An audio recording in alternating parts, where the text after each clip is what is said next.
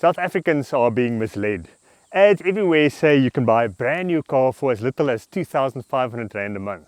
But the truth is, in order to buy the cheapest new car, you need to earn at least 30,000 Rand a month before tax. And in this video, I'm going to show you why. And also why your neighbor who earns less than you is driving a brand new Suzuki Jimny 5-door. When people buy cars, they look at the monthly payment instead of the cash price. And marketing people know this.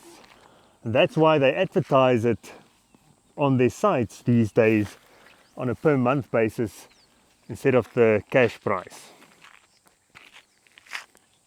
Now, to illustrate how this works, let's take this Toyota Vitz for instance. This is currently the cheapest car you can buy new in South Africa. Well, not really. The Renault Kwid is R1 cheaper. This one is 180,000 give or take. And this is the base manual model. For anything above this, you'll have to pay around 200,000. In fact, below 200,000, there's only about 3 or 4 cars that you can currently buy brand new. The cheapest car in South Africa for cash is 200,000. How much should that cost you per month, if you forget about the ads that you see online? So let's assume you borrow the 200,000, you don't pay a deposit, your interest rate is the prime rate, which is currently 10.5%. It might be more, it might be less, depending on your risk profile. And you pay it off over 5 years, which I think is too long, but that's how long this Vitz's warranty is. So let's assume you pay it off over 60 months. Your car payment will be 4,300 per month. So almost double what they advertise. And then you have to factor in insurance. So I looked on the Naked app, and for this Vitz, it's 770 Rand a month. So just over 5 grand all in. Now, financial advisors usually suggest you shouldn't spend more than 20% of your take-home pay on your car-related costs. That means to cover your 5,000 in payment and insurance, you should earn 25,000 after tax, which equates to about 30,100 before tax. So how can that be? The cheapest new car in South Africa, and you need to earn 30,000 Rand a month. Yo, it's hot out here. Anyway, so how does that work? How does your neighbor then drive a brand new Jimny and he earns less than you do? Well, here's a good example. So let's take this Jimny. The new price is 437,900. Well, if you want to buy it for only 5,800 Rand a month, you'll have to pay a 10% deposit, so that's 44,000 Rand.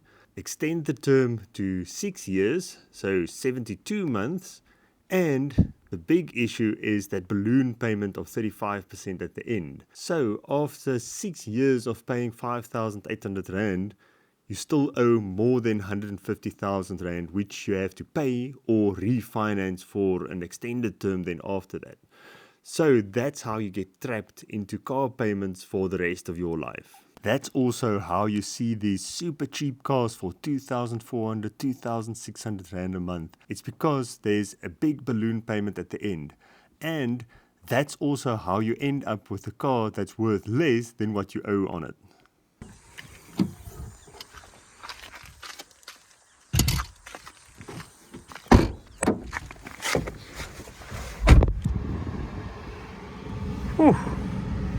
Oh, it's hot. I'm super grateful for aircon in this little car. Okay, so what should you do then if you are a young new driver and you want to buy your first car? Should you buy a brand new Toyota Vitz?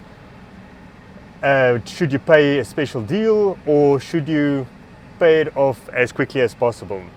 Now, my advice, and my situation is different from yours. You might need a new car because you travel from Pretoria to Joburg every day in peak hour traffic or late at night, so you need something reliable. So my advice is to save up some money. Instead of buying new cars, save up the payment for 10 months, that's 50,000, and then buy the cheapest, most reliable car you can find. Buy a Taz, buy the first shape Yaris, maybe a Polo. I prefer Japanese. And then take at least 3,000 Rand a month and put it in a tax-free savings account. If you start doing this when you're 19 years old, by the time you're 33, you would have maxed out your 500,000 that you can put into the tax-free savings. And if you put it all in equities, which you should do if you're young, and starting out, because you have a long time frame, that will at least be 1.2 million if you take into consideration equities grow at between 12 and 15% over the long term. And the big thing is, if you stop investing at 33 then and never invest a cent again, by the time you're 65, you'll sit with at least 60 million rand for retirement. And that is if you don't invest at all again. So the earlier you start, the better. You can go do the calculations yourself, or otherwise I'll pop it in the description. But that is what I would do.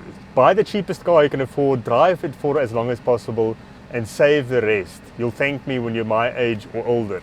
Now, if you want to see what you can buy for 50,000 Rand, I'll make a video and list it up here in the corner somewhere. And if you want to see an honest review on this Toyota Vitz, the cheapest car in South Africa, also check out the link in the description. I rented this car just to make this video, so if you like content like this, the best you can do to support this channel is to like and subscribe and share it with other people that need advice like this. You can really change your life if you don't waste your money on cars.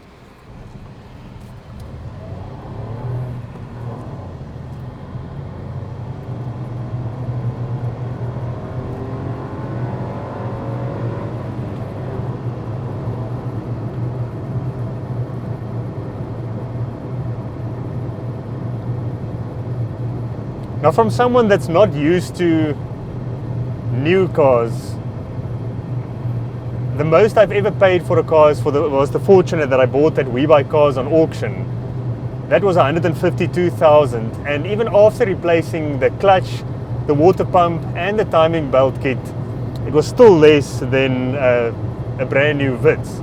So that is just to give you an idea of what you can buy. And I've already done about 25,000 trouble-free kilometers with the Fortuner. And I mean, it's a lot more car for the money. Yes, it has 330,000 kilometers on the clock, but it can tow a caravan, it can take more people, and it can go anywhere, and it'll probably last longer than this Vitz.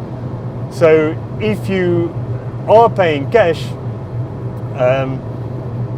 there's a lot of other cars that you can buy for the same money as this cheapest little Indian Toyota. If you have any questions, or if you found any errors in my dodgy maths, please pop it in the comments and let me know what you think. And thank you for joining. I'll see you next time.